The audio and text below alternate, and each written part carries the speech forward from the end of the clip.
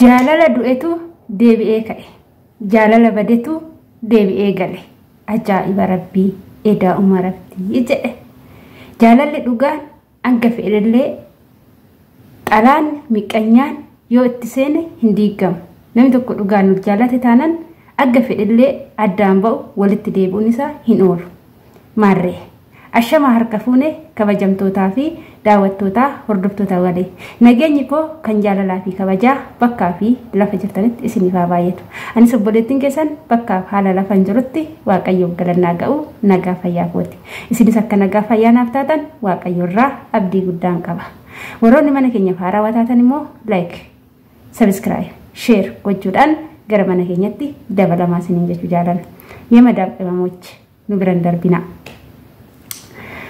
har'a waan ajaa'ibaa ta'een isinii qabadee dhufe baay'een itti gammade baay'een barumsa sirraa fudhadhe jaalalli ni du'a ni ka'a jaalalli badee ni deebi'a warroonni gaafa isinitti ta'e viidiyoo kana hanga dhumaatti dhaggeeffattu barumsa irraa argattu keessattuu warri jaalala dhugaa walii qabdan suuraa asitti argitan kana ni argitu jara kanas ni beektu namoonni hin beekne hin jira jedhee yaadu yoo jiraattanis har'arraan barachuu qabdu Kadir indanaafidha.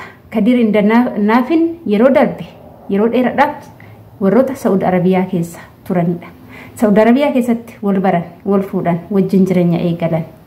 Maarree isaan jireenya isaanii asumatti wajjin eegalanii dhuma jiranuu Kadir dursee akka carraa ta'ee gara biyyaa gale. Garuu yeroo Saudi Arabiyaa keessa jiranis yuutuubaroota ijoolleen tun yuutuubii hojjetu.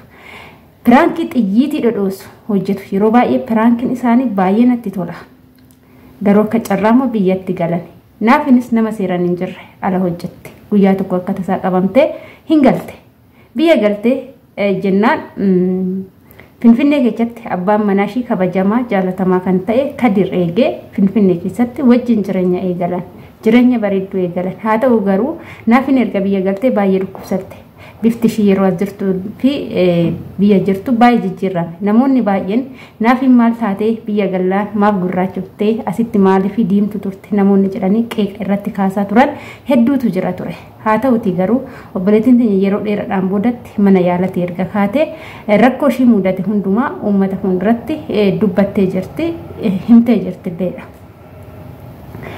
Oduma akkasin jiranii isaan jaalala isaanii akkuma duriitti itti fufanii oduma wajjin jiraachaa jiranii haadha faaxee namni wallaaltanii jirtanii haati faaxee immoo Kuwait jirti turte haati faaxee kaatee gara Itoophiyaa imalte yeroo imaltu kana naafii fi haati faaxee biyya tokko Arsiidha nama biyya tokkooti waan ta'eef insimatanii ofitti fudhatanii isaanuma bira teeche haga danda'ame tokko isaanuma bira teeche haa ta'uti garuu balaa haadha faaxeetiin naafii fi Kadir walitti bu'anii turan baay'ee wal lolanii turan haati faaxees harkaa miliqxee gara kaariyoo deebite erga gara kaariyoo deebite illee jechoota fofokkataa baay'ee bubbushaa'u tokko isaan irraa haasa'aa turte asitti jechuudha nullee jechoota sanitti baay'ee qaana'aa turree bakka nama jechoota nama qaanichu waan ta'eef baay'ee qaana'aa turree viidiyoo isaanii aga dhaggeeffachuu nama jibbisiisu dirasii geenye jirra osuma saniin jirru dubbiin qorqorree akkasumatti itti dhiisanii naafii fi Kadiris addaan ba'anii ittaa'an kanuma keessa immoo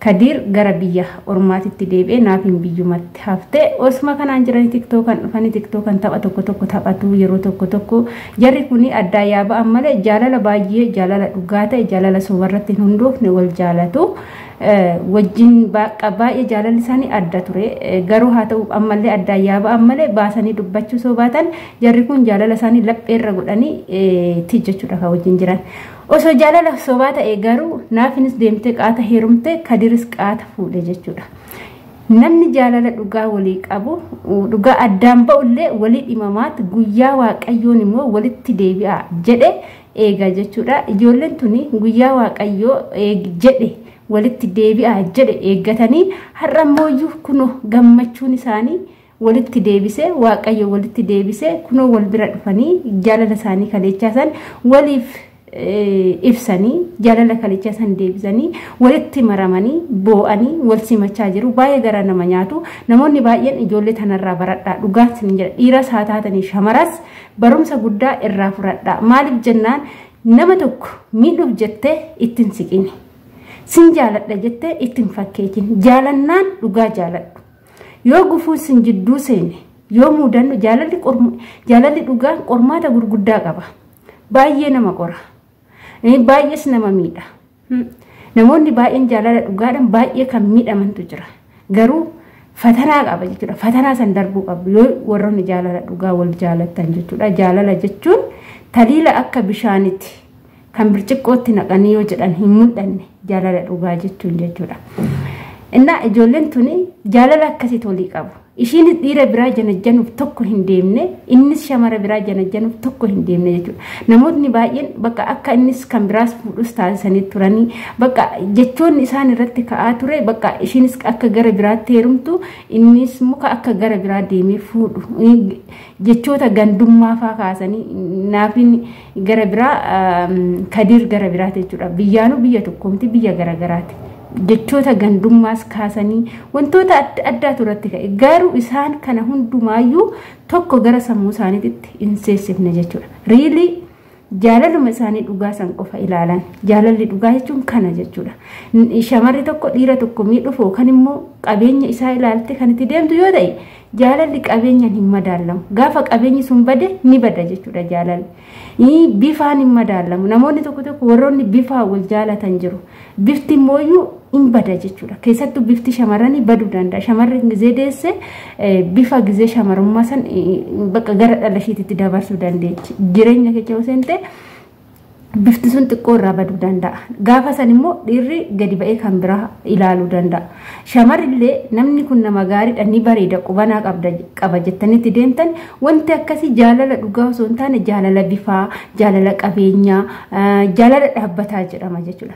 Jaalalli dhugaan tokko qabeenya hin ilaalu, lama bifa hin ilaalu, sadii immoo qubanaa namaa hin ilaalu. Maal ilaala? Laphee qulqulluu ilaala jechuudha. Laphee qulqulluu isa keessa isaa jiru san qofa ilaala jechuudha. Namni tokko laphee qulqulluun si jaalate jechuun jireenyi kee hanga dhumaatitti itti fufee jechuudha.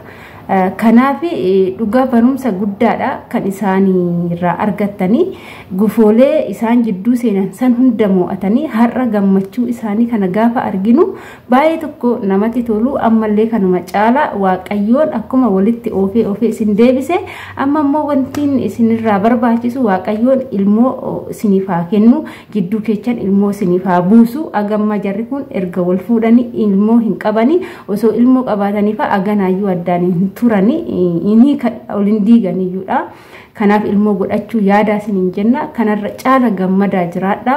Rabbiin sin faana yaa ta'u nutis baay'ee isinii gammanne jaalala qulqulluu jaalala dhugaa kan jedhamu isa akkanaa kana waaqayyoon umurii dheeraa isin wajjin isinaa jiraachisu ammaan booda gufuu jidduu keessanii haa baasu. Jaalala malee jibbaa jidduu keessanii haa balleessu.